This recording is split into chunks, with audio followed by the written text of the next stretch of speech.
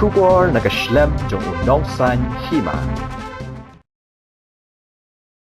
Kajing temu jengki artli ki jela hapdeng Menteri Rangba ke Sorkar Assam bat Meghalaya ban penlong ya kajing jurep lang ya kalang pi sektor ha kabaya dei bat ka kampen bet ya upur usam kala penlong ya ke himanong men South Imship bakan sengau persya da ka baki lapen pau bakum ka hima kam kwa bakal lang pi kan long ka border hapdeng ka Assam bat Meghalaya henry dei ban long bet ha kam poduli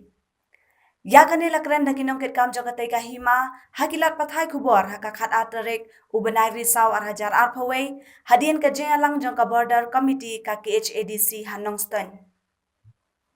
Tina kaliang jong kahima nom saw ngi dab dak tis dokumen namar kila yo ka jingkin sai ka bapura batang ka we ka ba na kaliang jong ka Sorkar Assam ban Meghalaya kini ki artli ki siam ki bamut banwan jurip lane banwan ya kendu halangpi ti yakani ka benta kebun na kaliang jong kahima nong mensaw ni siam jing ba bat ngim kwa ru yaki ba kin penlong border ya kalangpi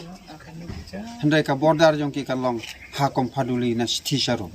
kata ka jing kwa ka jongi namar ba kani kalong ba ka jing kwa lese ki Sorkar kim tip yo put usam handai ka diskonsel ba kahima ka kham tip kham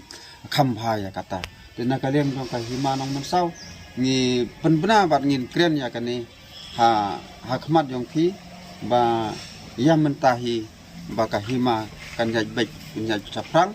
na benta ban penbit biang ikut sla namar bangin kren ro halor kani bangi don kinong rim ku biang bakat kum ke parwana ka ba khandai po nyau ba